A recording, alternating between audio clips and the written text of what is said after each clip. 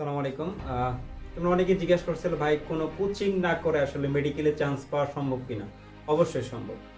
মেডিকেলের জন্য কোনো কোচিং প্রাইভেট ছাড়াই তুমি ইচ্ছা করলে মেডিকেলে চান্স পেতে পারবা। যদি তুমি একাডেমিক থেকেই proper technique, proper guideline follow করে যদি তুমি প্রিপারেশনটা নিতে পারো। অনেক স্টুডেন্ট আমরা দেখি যারা হচ্ছে কোনো জায়গায় কোচিং করে না। বাট এখন এইখানকার সময় অনেকেই করে, বাট অনেকেই আছে যারা কোনো কোচিং ছাড়াই চান্স পায়। কেমন কি যদি আমি বলি, আমাদের অনেকে বুয়েটের ফ্রেন্ড ছিল, ওরা কিন্তু কোনো কোচিং ছাড়াই মেডিকেলে চান্স পাইছে। ওরা কিন্তু মেডিকেলে কোচিং মেইনলি করে নাই, ইঞ্জিনিয়ারিং কোচিং করে অনেকে মেডিকেলে চান্স পায়। তাহলে তারা কিভাবে প্রিপারেশন নেয়, এটাই তোমাকে ফলো করতে হবে। আসলে একমাত্র তারাই কোনো কোচিং না করে মেডিকেলে চান্স পাবে যারা হচ্ছে একাডেমিক থেকে ভালো মতো প্রিপারেশন নিচ্ছে। একাডেমিক থেকে যদি তুমি তোমার প্রস্তুতিটাকে গুছাও, তাহলে তোমার কোনো কোচিং এর দরকার নেই। এখন কথা হচ্ছে ভাই একাডেমিক থেকে আমি কি তাহলে কোচিং করব? একাডেমিক কোচিং লাগবে না। জাস্ট তুমি একটা গাইডলাইন, তোমার একটা মেডিকেলের যে প্রিপারেশন নিচ্ছ মেডিকেলের ভাই, তার কাছ থেকে জাস্ট খালি বইটা জেনে নিবা। অথবা তুমি নিজে নিজে ওটা করতে পারবা। তুমি কি করো, মেডিকেলের প্রশ্ন ব্যাংকটা হাতে নিবা, মেডিকেলের প্রশ্ন ব্যাংকটা দেখবা, এখান থেকে কোথায় কোথায় থেকে প্রশ্ন আসে একটু অ্যানালাইসিস করবা, এবং চ্যাপ্টার ওয়াইজ যখন পড়বা মূল বইগুলো পড়বা। কিছুই না, জাস্ট তিনটা পয়েন্ট জানতো। এক নম্বরে প্রপার টেকনিকটা জানি। এই টেকনিকটা মানে কি?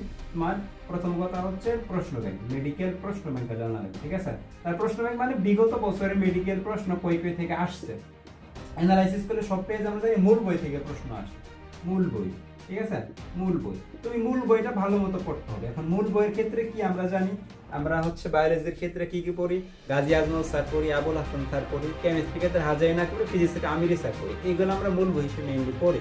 তো এই বইগুলো তুমি যদি একাডেমিক থেকে গুছায় প্রিপারেশন নেও, এখন কথা হচ্ছে এর জন্য আমাদের কি কি জানতে হবে। এর জন্য আমরা এই জন্য মেইন টেকনিকটা জানবো, আমাদের কিভাবে টেকনিকের ভিতরে কি কি আসবে। তুমি হচ্ছে টেকনিকের ভিতরে আসবে হচ্ছে প্রশ্ন কোথায় থেকে আসে, আমার কোন জিনিসগুলো পড়তে হবে, কোন ছকগুলো বেশি পরীক্ষা আসে, এক্সাম্পলগুলো বেশি পরীক্ষা আসে, এগুলা জেনে তোমাকে সুন্দর মতো মূল বই তুমি এক পাশ থেকে পড়তে থাকো।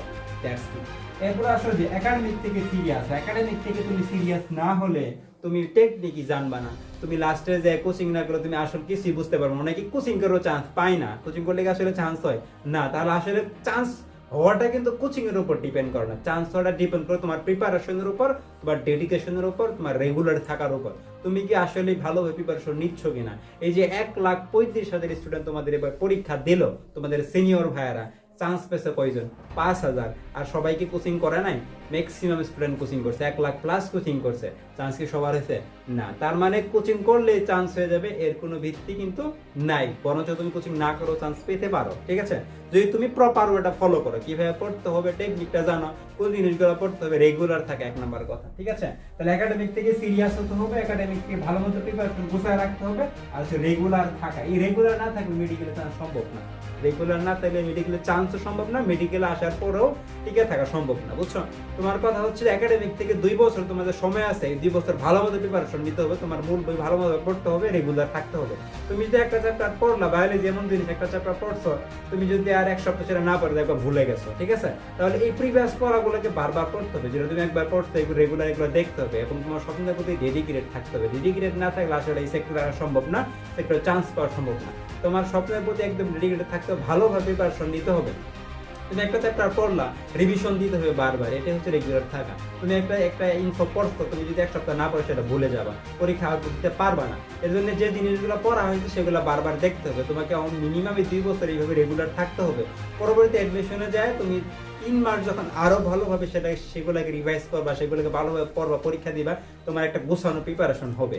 এই প্রতিযোগিতার যুগে এসে এখনো যারা হচ্ছে যে একাডেমিক না থেকে মনে করতেছে আমরা আসমানি কিতাব যায় অ্যাডমিশনের সময় কোচিং এর ভাইয়ের কাছ থেকে ভালো মতো সবকিছু আউটপুট পড়ে নিয়ে শেষ করে ফেলবো, তখন এই সম্ভব না। কারণ তোমার বেসমেন্টটাই তো মধ্যেই তাদের বই পড়া শেষ, তাদের ভালো মতো তারা পড়ে রাখতেছে। তুমি কি তার সাথে ফাইট দিয়ে পারবা না। এই জন্য যাদের স্বপ্ন আছে এখন থেকে ডেডিকেশন, কারণ তোমার ফাইট করতে হবে তাদের সাথে, তোমার বেসমেন্টদের সাথে, যারা হচ্ছে এখন থেকে পড়তে। তুমি এখন থেকে না পড়লে অবভিয়াসলি থেকে তুমি পিছিয়ে থাকবা। তো এই জন্য একাডেমিক থেকে সিরিয়াস হও, প্রপার টেকনিক জানো, প্রপার গাইডলাইন ফলো করো, এবং রেগুলার থাকো। এই 3টা জিনিস তুমি মেনে চলতে পারলে কোনো কোচিং কিছু রাখবে না, তুমি নিজে থেকেই ভালো মতো একটা প্রিপারেশন নিতে পারবে এবং ভালো একটা মেডিকেলে চান্স পাবে ইনশাল্লাহ, আশা করি, ঠিক আছে? তো এই প্রপার গাইডলাইন, প্রপার টেকনিকগুলোর জন্য যারা এগুলার ঠিকভাবে করতে পারতেছো না, দেখতেছো অনেক কোচিং হাজার হাজার টাকা কোচিং ফি দিয়ে আসলে ভর্তি হওয়া অনেকে সম্ভব না। বাট আমরা একাডেমিক থেকে একটা বেস আনতে যাচ্ছি, তোমাদের অনেকেই চাচ্ছ অ্যাড হওয়ার জন্য। তো আমরা এইচএসসি 25 এবং 26 ব্যাচের জন্য আমরা আলাদাভাবে একটা মেডিকেল বায়োলজি বেস আনবো, কারণ আমরা দেখতেছি যে স্টুডেন্টরা সবচেয়ে কোচিং করার আসার সময় এই বায়োলজি নিয়ে প্যারা খায় বেশি, তাই কেমিস্ট্রি ফিজিক্স মোটামুটি পড়া থাকে, সবচেয়ে বেশি প্যারা খায় বায়োলজি নিয়ে। বায়োলজি আগে থেকে গুছানো থাকে না, যার কারণে শুধু আগে সিকিউ গুলা পড়ে আসে, ওই মূল বই গুছানো থাকে না এই এটা পড়তে। যারা যদি একাডেমিক থেকে বায়োলজি শেষ করে আসতে পারে, তোমার প্রিপারেশন 50% আগে থাকবে সবার চাইতে, ঠিক আছে? এই জন্য আমাদের ফার্স্টে যে বায়োলজি বেসটা শুরু হবে ফেব্রুয়ারি 1 তারিখ থেকে। এখানে আমরা ফিস তো মানে ওই অন্য কোচিং এর মধ্যে হাজার হাজার রাখবো না, এখানে তোমাদের একদিনের হাত খরচের ফি থাকবে মাত্র 250 টাকা মান্থলি ফিতে আমরা পড়াবো তোমাদের। আমরা আশা করবো যে কয়েক মাসের ভিতরে বায়োলজিটাকে সুন্দর মতো বসে শেষ করে দেওয়ার জন্য। এখানে আমরা একদিনেই তোমাকে 3-4টা চ্যাপ্টার পড়াই দেবে এরকম না, এখানে আমরা টপিক ওয়াইজ পড়াবো, একটা চ্যাপ্টারকে ভাগ করে টপিক ভিত্তিক পড়াবো, যাতে তুমি অন্য অন্য সাবজেক্টগুলোর সাথে পড়ে বায়োলজিটাকে একই সাথে আগায় নিয়ে যেতে পারো। তুমি একদিনে পড়াই দিলাম, তুমি সারাদিন বায়োলজি পড়ো, তোমাকে ফিজিক্স পড়া আছে না, কেমিস্ট্রি পড়া আছে না, বাংলা ইংরেজি পড়া আছে না, আইসিটি পড়া আছে না একাডেমিক থেকে। তো আমরা টপিক ভিত্তিক পড়াবো, যার কারণে তোমার প্রিপারেশনটা গোছানো হবে, একই সাথে তোমার অন্য সাবজেক্টগুলোর সাথে সাথে বায়োলজিটা আগায় থাকবে, ঠিক আছে? তো টপিক ভিত্তিক একটা ক্লাস হবে, তারপরে সেটার এক্সাম বেসে থাকবে, সেটার এক্সামও হবে, মাত্র 250 টাকা, কিন্তু কিছুই না, ঠিক আছে? তো যারা ইন্টারেস্টেড আসো বা অ্যাড হতে চাও, অবশ্যই আমাকে মেসেজে জানাবা, তোমরা ভর্তি হও বা না হও। জাস্ট খালি প্রিপারেশনটা কিভাবে নিবা এগুলোর গাইডলাইন সম্পর্কে জানতে চাইলেও আমাকে অবশ্যই মেসেজে জানাবা, এবং ভালোভাবে প্রিপারেশন নিয়ে এটাই চাই তোমরা একাডেমিক থেকে ভালোভাবে পড়ো, ঠিক আছে? কোনো কিছু জানার থাকলে জিজ্ঞেস থাকলে অবশ্যই আমাকে জানাবা, ঠিক আছে? ওকে, তাহলে ভালোভাবে প্রিপারেশন নাও, আর একাডেমিক থেকে সিরিয়াস হোক, প্রপার টেকনিক ফলো করে ইনশাআল্লাহ ভালো একটা প্রিপারেশন হবে। আল্লাহ হাফেজ।